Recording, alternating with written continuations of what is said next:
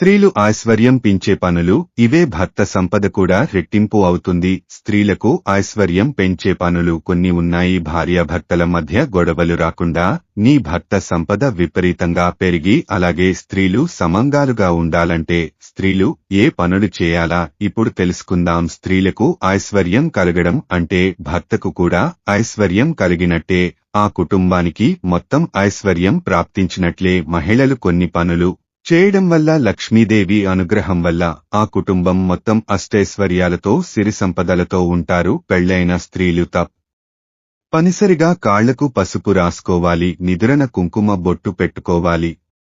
ఇలాంటి ఇళ్లల్లో లక్ష్మీదేవి ఖచ్చితంగా ఉంటుంది. ఇలా చేస్తే మీకు ఐశ్వర్యం బాగా లభిస్తుంది. అలాగే మీ భర్త సంపద కూడా రెట్టింపు అవుతుంది. అలాగే ఆడవాళ్లు నెలలో ఒకసారి అయినా తప్పనిసరిగా చేతులకు గోరింటాకు పెట్టుకోవాలి. గోరింటాకు సౌభాగ్యానికి గుర్తు. ఏ స్త్రీ అయితే గోరింటాకును పెట్టుకుంటుందో ఆ స్త్రీ యొక్క సౌభాగ్యం నిండు నూరేళ్లు ఉంటుంది. ఆడవాళ్లు 2 చేతులు కలిపి కనీసం 12 గాజులు తక్కువ ఉండకూడదు. గోమాతలో ముకోటి దేవతలు కొలువై ఉంటారు కాబట్టి మీకు ముకోటి దేవతలు ఆశీర్వాదం లభించాలంటే మీ పూజ గదిలో తప్పనిసరిగా గోమాత విగ్రహాన్ని పెట్టుకొని ఇంట్లో పూజ చేసుకోండి. ఇలా చేస్తే మీకు ఐశ్వర్యం లభిస్తుంది. అలాగే పూజ గది విడిగా లేనివారు పంచముఖ ఆంజనేయ స్వామి పటం ఇంట్లో ఉండకూడదు.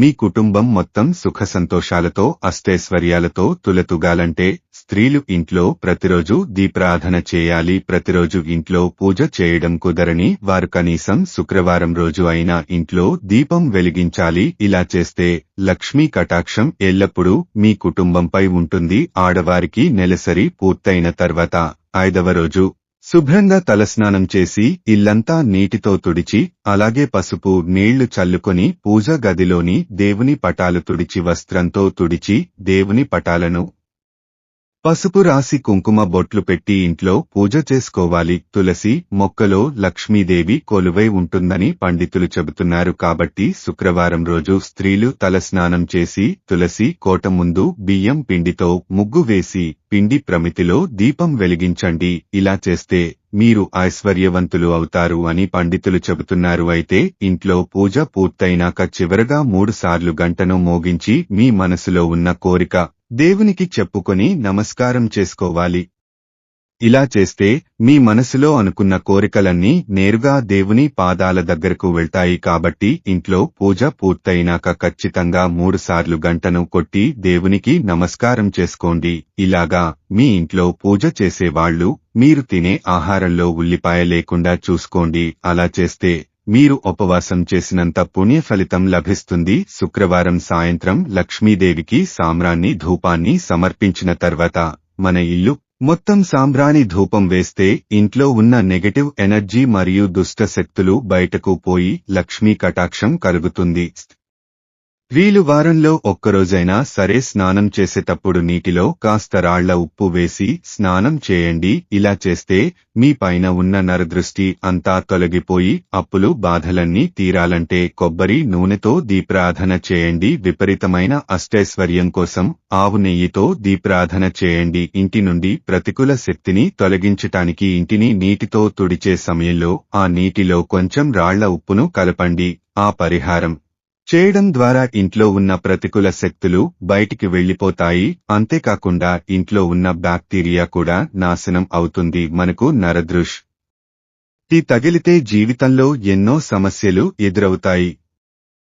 కాబట్టి నరదృష్టి తగలకుండా ఉండేందుకు నల్ల దారం బాగా ఉపయోగపడుతుంది. స్త్రీలు నల్ల దారాన్ని ఎడమ కాలికి కట్టుకోవాలి. పురుషులు నల్ల దారాన్ని కుడి కాలికి కట్టుకోవాలి. నల్ల దారం కాలికి కట్టుకోవడం వల్ల మనకు నరదృష్టి తగలకుండా ఉంటుంది.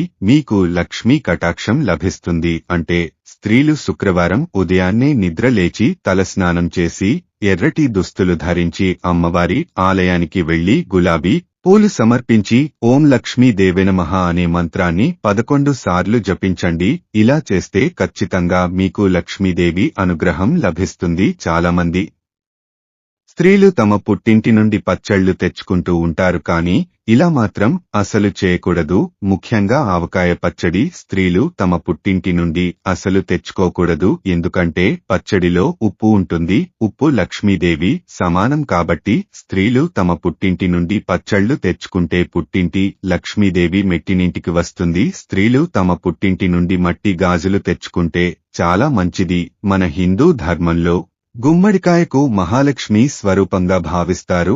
మీ ఇంటి ముందు గుమ్మడికాయ కట్టుకుంటే మీ కుటుంబం క్షేమంగా ఉన్నట్టే అని పండితులు చెబుతున్నారు. కాబట్టి ప్రతి ఒక్కరూ మీ ఇంటి ముందు ఖచ్చితంగా గుమ్మడికాయ కట్టుకోవాలి. గుమ్మడికాయను ఇంటి ముందు కట్టుకోవాలి అనుకునేవారు గురువారం మరియు ఆదివారం రోజున కట్టుకోవచ్చు. మరి ముఖ్యంగా అమావాస్య రోజున మీ ఇంటికి గుమ్మడికాయని తెచ్చి గంధం రాసి కుంకుమ బొట్లు పెట్టి ధూపం వేసి మీ ఇంటి ముందు కడితే చాలా మంచిది. గుమ్మడికాయ మన ఇంట్లోకి ఎటువంటి దుష్టశక్తులు ప్రవేశించకుండా చేస్తుంది. మీ పక్కింటివారు ఎవరైనా వచ్చి తోడు పెట్టడానికి కొంచెం పెరుగు అడిగితే అసలు ఇవ్వకండి. అంటే లక్ష్మీదేవి స్వరూపం కాబట్టి ఎవరికైనా మీ ఇంట్లో ఉన్న పెరుగుని ఇస్తే మీ ఇంట్లో ఐశ్వర్యం నశిస్తుంది. ఇంట్లో డబ్బు కష్టాలు ఏర్పడతాయి. అలాగే మన ఇంటి గడపని లక్ష్మీదేవి స్వరూపంగా పోలుస్తాము. కాబట్టి ప్రతి శుక్రవారం రోజున ఇంటి గడపలకు నీటితో శుభ్రం చేసి పసుపు రాసి కుంకుమ బొట్లు పెట్టుకోవాలి. ఇలా చేస్తే లక్ష్మీదేవి మన ఇంటికి వస్తుంది.